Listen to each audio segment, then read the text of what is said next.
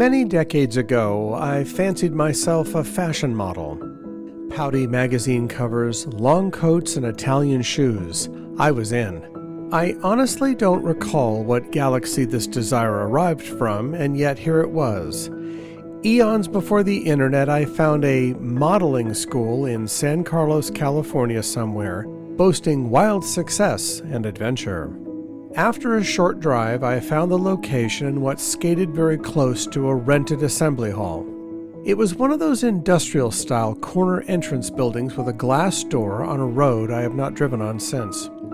The office door opened onto a room that could have held machinery, a bar, or maybe a printing outfit. Clutching the brochure packet and during a stint of non-thinking fantasy about becoming a model, I signed up for the next class. The day of the class came, a Saturday. I arrived wearing what were my most success-inducing model-style clothes. There were 5 other very anxious-looking guys in attendance. One of them was clearly more impressed with himself than the other 4. He gave us the expected collection of sideways glances of disapproval. You would have agreed with him. He was really fabulous. Back into the room we went, now decorated with 2 tables and a long, low stage that was there for us to walk up and down looking bothered and then be coached on our feeble performance. And then there were the tables. 2 of them. Both tables wore blue convention skirts. One had a smattering of pastries and coffee, as you would expect, and the other had 6 neatly arranged contracts with a pen for each. I was really hoping I could keep the pen. We were instructed to fill out the contract and provide a deposit. I don't exactly remember the cost of this life-changing experience, but $75 a class comes to mind, and I believe there were 6 classes. So, $450 total. We were to pay for the first 2 classes now and then owe for the other 4 as per the contract. My discomfort was getting thick. The instructor, who was, shall we say, pushy, was pitching how successful a large number of his students were as he pulled the expected Bill Blass and Hugo Boss name-dropping. At this point, if there was a trap door in the floor, I would have used it.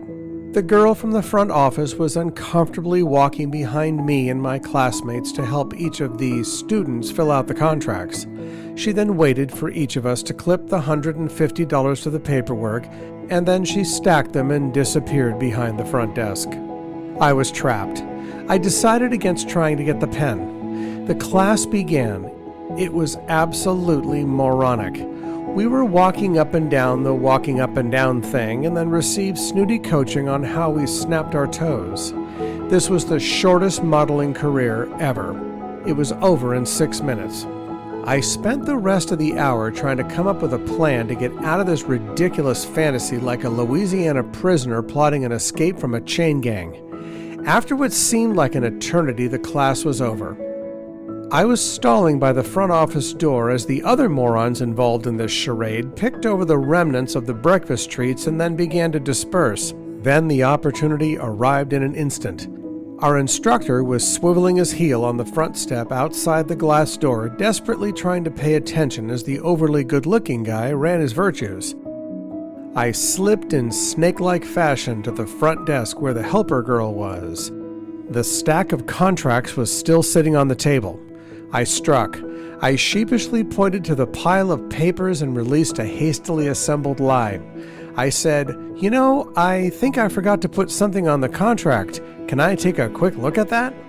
She bought it. I was handed the contract with my $150 still clipped to it and was directed back to the table where I could finish filling out the information that wasn't missing. As I rounded the corner, crushing the rolled-up contract and my reclaimed money, the acceleration towards the back door was quite impressive. The door was labeled emergency exit only, and this absolutely qualified. I dove for my car. The engine came to life as it always did and spirited me away from the crime. The fashion industry will just have to get by without me.